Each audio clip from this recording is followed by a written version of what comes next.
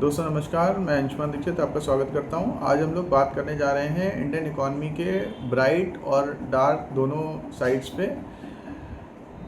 अगर bright side की बात करें तो रिसेंटली हम लोग दुनिया की चौथी सबसे बड़ी अर्थव्यवस्था बन चुके हैं। अभी अभी हमने जापान को पीछे छोड़ा है और उसके कुछ समय पहले हमने फ्रांस और ब्रिटेन को भी पीछे छोड़ दिया था।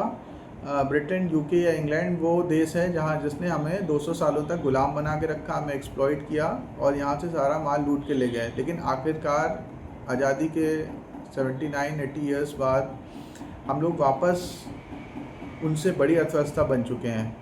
और जापान, जो कि दुनिया की नंबर 1 अर्थव्यवस्था था कुछ डिकेड्स पहले, उसको भी हमने पीछे छोड़ दिया है और विद इन अ ईयर हम लोग वर्ल्ड की 3rd लार्जेस्ट इकॉनमी हो जाएंगे, जर्मनी को पीछे छोड़ के। उसके बाद हमारे पास चाइना लगभग $20 ट्रिलियन की इकॉनमी और अमेरिका लगभग 28-30 ट्रिलियन डॉलर की इकॉनमी के साथ फर्स्ट और सेकंड पोजीशन में बचेंगे। और डेफिनेटली उसको भी हम लोग over a period of time लगभग 35-40 सालों में डेफिनेटली उनको भी पीछे छोड़ ही देंगे और वापस हम लोग दुनिया की नंबर 1 अर्थव्यवस्था बन जाएंगे, जो कि मुकाम हमने हासिल किया था ईसा मसीह के जन्म के पहले। यानी लगभग मौर्य डायनेस्टी में या उसके आसपास अगर आप देखेंगे तो ये पाएंगे कि इंडिया ग्लोबल जीडीपी में नियर अबाउट 50% का कंट्रीब्यूट कर रहा था। और अगर अभी आप 15वीं शताब्दी में भी आ जाएंगे तो आप ये पाएंगे उस समय भी इंडिया नंबर 1 इकॉनमी था दुनिया की और लगभग ग्लोबल जीडीपी में 25 से 30% का कंट्रीब्यूशन कर रहा था। चाइना और इंडिया दोनों मिला के लगभग 50% का कंट्रीब्यूट कर रहे थे ग्लोबल जीडीपी में। 17वीं शताब्दी तक तो अमेरिका का कोई अस्तित्व ही नहीं था, उसका ग्लोबल जीडीपी में कोई कंट्रीब्यूशन ही नहीं था।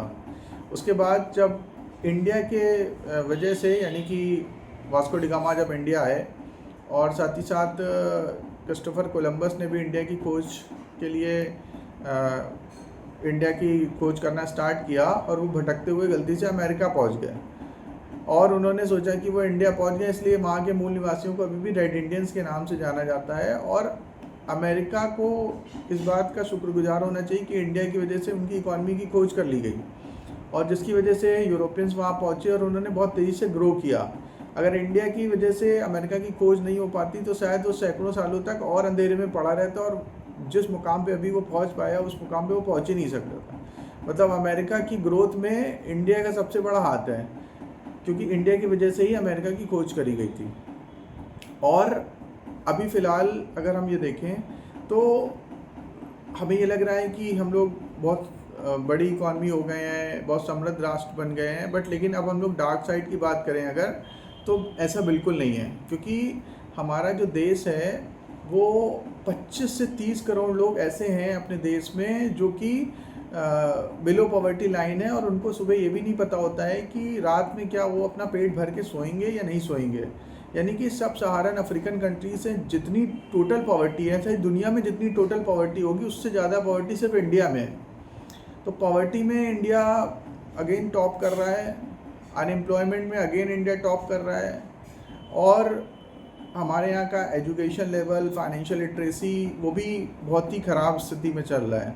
फाइनेंशियल लिटरेसी में भी शायद हम लोग पाकिस्तान से भी पीछे चल रहे होंगे। तो इस तरह से अगर हम देखें मैन्युफैक्चरिंग में भी हम लोग आज़ादी के समय हमारी मैन्युफैक्चरिंग सेक्टर का जितना जीडीपी में कंट्रीब्यूशन होता था लगभग उतना अभी भी है। आईटी सेक्टर, सर्विस सेक्टर ने इंडिया को नंबर 4 इकॉनमी बनाया है। अगर शायद आईटी सेक्टर नहीं होता तो हम लोग अभी भी एंशिएंट इकॉनमी ही होते हैं, बांग्लादेश, वियतनाम, फिलीपींस, इस तरह के देश होते हैं। तो सर्विस सेक्टर की वजह से ही हम लोग यहाँ तक पहुँचे हैं। We are number 1 service provider across the globe और चाइना नंबर 1 मैन्युफैक्चरर है, उसको वर्ल्ड फैक्ट्री कहते हैं। तो हम लोग को भी मैन्युफैक्चरिंग में कुछ ना कुछ करना पड़ेगा, बहुत तेज़ी से करना पड़ेगा। रिसेंट गवर्नमेंट इसके लिए बहुत सारा काम भी कर रही है, startup India, stand up India, make in India. और इस समय अगर हम लोग देखा जाए तो स्टार्टअप के मामले में भी दुनिया के 3 बड़े देशों में से एक हैं, अमेरिका, इज़राइल और इंडिया सबसे ज़्यादा स्टार्टअप इस समय दुनिया में कर रहे हैं। तो उसका डेफिनेटली हमें आगे चल के फ़ायदा मिलेगा, एम्प्लॉयमेंट में भी फ़ायदा मिलेगा, मैन्युफैक्चरिंग सेक्टर भी हमारा अच्छा करेगा। लेकिन ज़्यादातर इस समय इंडिया के जो स्टार्टअप हैं वो टेक बेस्ड हैं, इनोवेटिव वाले हैं, थोड़ा इंटरनेट बेस्ड हैं और बहुत ज़्यादा तो कॉपी पेस्ट करे गए हैं कि कहीं के उन्होंने कोई प्लान देखा, यूरोप में, अमेरिका में कोई स्टार्टअप को देखा, उसको कॉपी पेस्ट कर लिया। जैसे हमारा ओला जो है वो ऊबर को देख के बनाया गया था, हमारा ओयो एयरबीएनबी को देख के बनाया गया है।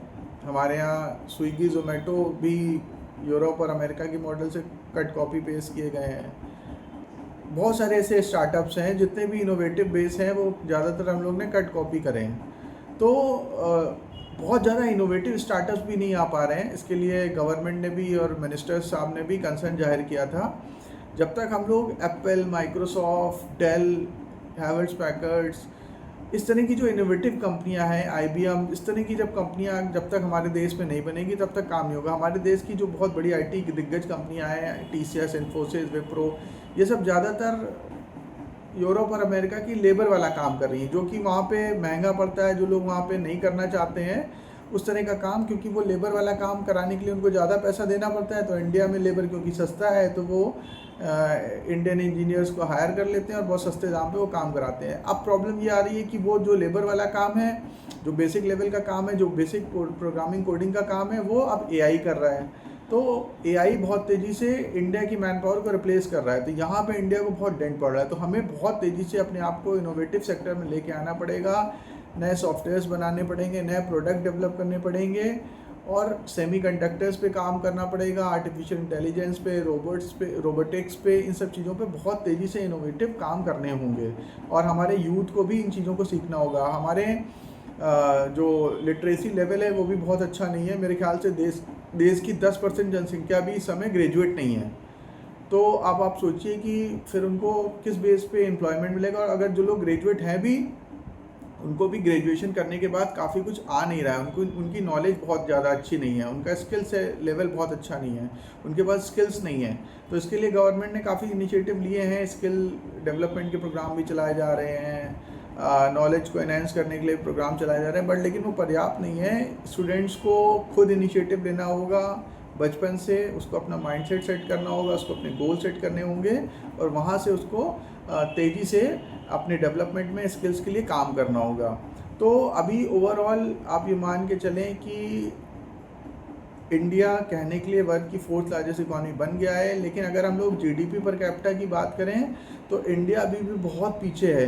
लग्जमबर्ग की जो GDP पर कैपिटा है, यानी कि वो लगभग 141 या $1,41,000 पर एनम की है। स्विट्ज़रलैंड की $1,11,000 पर एनम की है। अमेरिका लगभग $80,000 पर एनम की पर कैपिटा इनकम पे बैठा हुआ है। सिंगापुर जो कि कानपुर के बराबर है, उसकी भी पर कैपिटा इनकम लगभग $92,000 के आसपास है। इंडिया की सिर्फ $2,500 है पर एनम।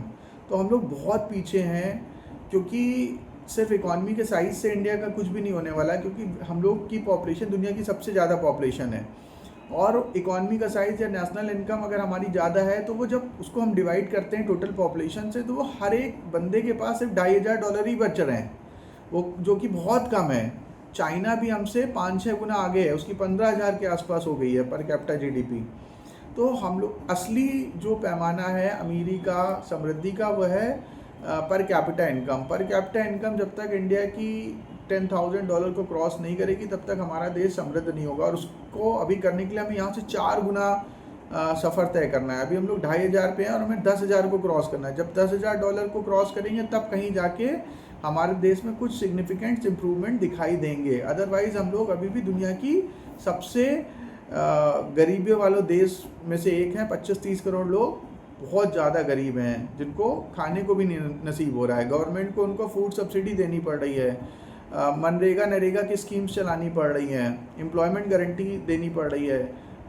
1 करोड़ लोगों को हम लोग हर साल राशन दे रहे हैं। तो इस तरह से ये ओवरऑल इंडियन इकॉनमी का एक छोटा सा सिनेरियो था। हर एक इंडियन को इस वीडियो को ज़रूर देखना चाहिए, समझना चाहिए कि हम लोग कहाँ स्टैंड कर रहे हैं। और लेकिन अब अगर स्टॉक मार्केट से रिलेट करें तो आप ये मान के चल सकते हैं अगला 25-30 साल हिंदुस्तान का है। डेफिनेटली हम लोग दुनिया की नंबर 1 अर्थव्यवस्था बनेंगे। हमारे यूथ काफ़ी अच्छा कर रहे हैं। ज़्यादातर दुनिया के जो भी टॉप 50, टॉप 100 कंपनियां हैं उसमें से maximum CEOs, CFOs, CTOs Indian हैं। तो इंडियन मेहनती हैं, काम कर रहे हैं, पूरी दुनिया में फैल रहे हैं, अपना झंडा गाड़ रहे हैं। तो इसलिए आप अगले 25-30 साल के लिए इंडियन इकनॉमी में इन्वेस्ट कर सकते हैं, भारतीय अर्थव्यवस्था में बेट कर सकते हैं। इसलिए अगर आप इंडेक्स में अच्छे म्यूचुअल फंड्स में अपने फाइनेंशियल कंसल्टेंट की सलाह से एसआईपी में, म्यूचुअल फंड्स में इन्वेस्ट करते हैं तो आप उतनी वेल्थ क्रिएट करने वाले हैं जितने की आपकी लास्ट 3 जनरेशन ने मिलके भी नहीं करी है। क्योंकि 2000 तक हमारी इकॉनमी का साइज़ सिर्फ $1 ट्रिलियन था। 2015 के आसपास हमारी इकॉनमी का साइज़ $2 ट्रिलियन हो गया था और वहाँ से इस समय हम लोग 2025 में $4 ट्रिलियन को क्रॉस कर चुके हैं। और ये उम्मीद है कि अगले 8 से 10 सालों में हम लोग $10 ट्रिलियन की इकॉनमी हो जाएंगे। तो उतना पैसा बनेगा जितना कि शायद सैकड़ों सालों में नहीं बना है। उसके लिए आपको भारतीय अर्थव्यवस्था पे बेट करना होगा, यानी कि अच्छे डाइवर्सिफाइड म्यूचुअल फंड में अपने वित्तीय सलाहकार की सहायता से इन्वेस्ट करें और अपना फॉर्चून क्रिएट करें और अपना मुस्तकबिल बनाएं, अपने आप को फाइनेंशियल फ्री करें। फाइनेंशियल फ्रीडम के लिए अगर आप 20-25 साल के लिए इन्वेस्ट करेंगे तो डेफिनेटली आप लोग फाइनेंशियल फ्रीडम अचीव कर पाएंगे। और अगर आपकी कोई क्वेरी है इन्वेस्टमेंट से रिलेटेड किसी तरह की तो आप कमेंट सेक्शन में लिख सकते हैं, मैं उसका जवाब दूंगा। और अगर आप हमारे द्वारा अपना पोर्टफोलियो बनाना चाहते हैं तो उसके लिए भी आप कमेंट कर सकते हैं। और उम्मीद है कि आप भारत की अर्थव्यवस्था पे इन्वेस्ट करेंगे और अपना फॉर्चून क्रिएट करेंगे। वीडियो देखने के लिए बहुत बहुत धन्यवाद।